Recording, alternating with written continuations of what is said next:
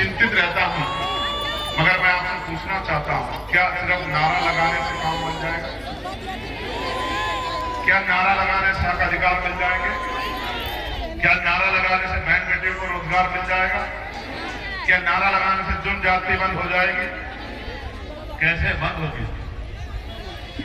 कैसे बंद होगी बताओ? आप ही बताओ कैसे बंद होगी? मैं आपको बस इतना बता देना चाहता हूं कि इस देश में आजादी से पहले कमजोर वर्गों के लोगों को वोट का अधिकार नहीं था। इस देश में 1919 से पहले 3% लोग वोट देते थे। फिर मोन्टो और मेमोरेंडम देके कहा कि जब तक अंतिम व्यक्ति को वोट का अधिकार नहीं मिलेगा तब तक लोकतंत्र नहीं होगा। और उनके प्रयासों की वजह से साइमन कमीशन भारत आया और साइमन कमीशन की रिपोर्ट पे 3 बार गोलमेज सम्मेलन हुआ और 3 बार गोलमेज सम्मेलन के बाद कॉमनवेल्थ अवार्ड के रूप में आपको शक्ति मिली। और जब कॉमनवेल्थ अवार्ड पे समझौता हुआ, पूना ब्रिटेन, रूस, यूरोप भी ये नहीं कर पाया। वो महिलाओं को वो भी कमजोर समझता था। बाबा साहब अम्बेडकर डटे खड़े रहे कि महिलाओं को हिंदू कोड बिल में बराबर का अधिकार दिलाना है।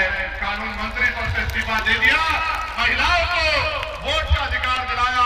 और इस देश में अगर पंडित जवाहरलाल नेहरू की बेटी इंदिरा गांधी जी प्राइम मिनिस्टर बनती है या बहन जी मुख्यमंत्री, इतना बुरा हाल था, विधवा विवाह नहीं होता था, सती प्रथाएं बनी हुई थी कि महिलाओं को जिंदा जला दिया जाता था, कोई पूछने वाला नहीं था।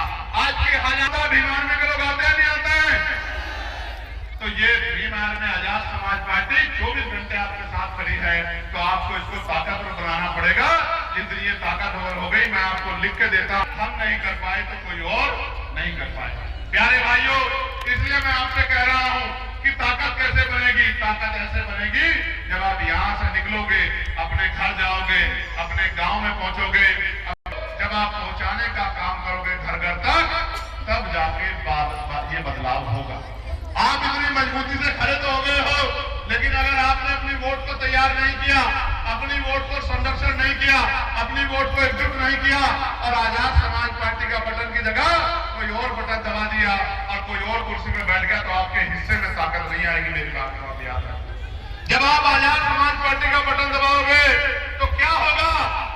2000 रुपए नहीं मिलेंगे, 5 किलो राशन नहीं मिलेगा, लेकिन आपके बच्चों को ऐसी शिक्षा मिलेगी कि वो 50,000 रुपए कमा के अपनी मां के आंसू पूछने का काम करेगा। मेरी बात को पढ़े लिखे नौजवानों को रोजगार मिलेगा, रोजगार पढ़े लिखे नौजवानों को। और अस्पताल में ऐसी व्यवस्था होगी कि किसी को कर्ज नहीं लेना पड़ेगा, उधार नहीं लेना पड़ेगा, जमीन नहीं गिरवी रखनी पड़ेगी, अपने गहने नहीं गिरवी रखने पड़ेंगे, आपके जीवन की रक्षा होगी। मेरी बात को आप याद रखना। टैक्स के लिए आपको कर्ज नहीं लेना पड़ेगा, आपकी जेब नहीं कटेगी।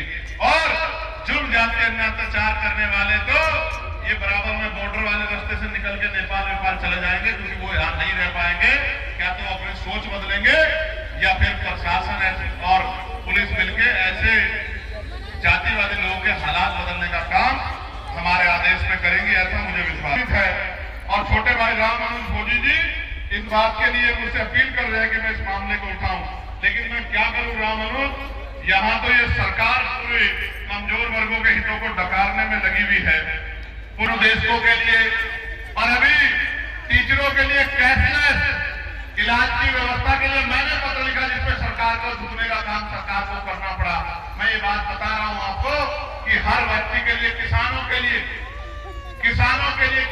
को जो है उनके साथ अन्याय ना हो, उनकी आमदनी बढ़े, तमाम जो है परेशानियां उनके लिए हम लोग करने का काम करते हैं। और आगे भी प्रयास जारी रहेगा। अब त्रिस्तरीय पंचायत चुनाव है, मैं आपसे पूछना चाहता हूं, इस बार निराश तो नहीं करोगे? जोर से बताओ, निराश तो नहीं करोगे? ताकत बनाओगे नहीं बनाओगे? लड़ाई लड़ोगे नहीं लड़ोगे?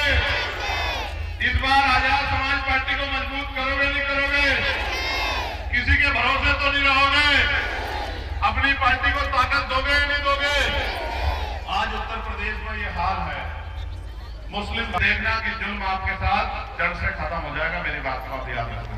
और सिर्फ इसलिए मत दो कि जुल्म खत्म हो जाएगा, इसलिए दो कि आजाद समाज पार्टी वो पार्टी है जो दलितों, पिछड़ों, आदिवासियों को, मुसलमानों को, सिखों को, बौद्धिस्टों को, वर्मा जी, ऋषिकेश, माननीय ऋषिकेश जी, डॉक्टर राजेश जी, अनिल गौतम जी, विजय कुमार साहनी जी, राहुल चौधरी जी, सतीश कुमार जी, शशि भूषण साका जी, अतुल कीर्ति आजाद जी, धर्मवीर भारती जी, शिवा जी राव, भाई अजय कुमार, राम प्रसाद जी, राजेंद्र भारती जी, सुदर्शन यादव जी, गिरजेश कुमार जी, इश्तियाक अहमद जी, सोनू राव जी, अजय गौतम जी, जावेद पठान जी और तमाम हमारे भीम आर्मी आजाद समाज पार्टी के नेताओं ने बहुत मेहनत की है। मैं इनको दिल की गहराइयों से बहुत बहुत धन्यवाद करता हूं। अब अपने अपने स्थान पर खड़े हो जाओ। लग रहा था कि तुम्हें चोट ना लग जाए, आप भी वहां से खड़े हो जाओ, लाल शर्ट चेक वाले, ऐसे मुट्ठी बंद करो जो जहां।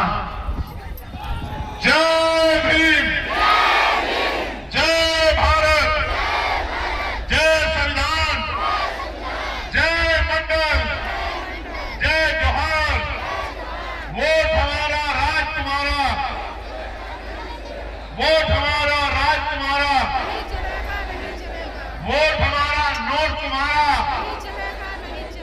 वोट हमारा, नोट तुम्हारा। हमारा गरीब समाज जिंदाबाद, हमारी बहनें माएं जिंदाबाद, हमारा किसान नौजवान जिंदाबाद, हमारा जवान जिंदाबाद, हमारी पुलिस जिंदाबाद, हमारे अर्धसैनिक बल जिंदाबाद, हमारी सेना जिंदाबाद, हमारे पत्रकार साथी जिंदाबाद। और जो पत्रकार साथी हरियाणा से लेकर यहां तक आए हैं, मैं उनका बहुत बहुत धन्यवाद करता हूं। प्यारे साथियों, मेरी आखिरी बात को आप सुन लो, चैन से नहीं बैठना है।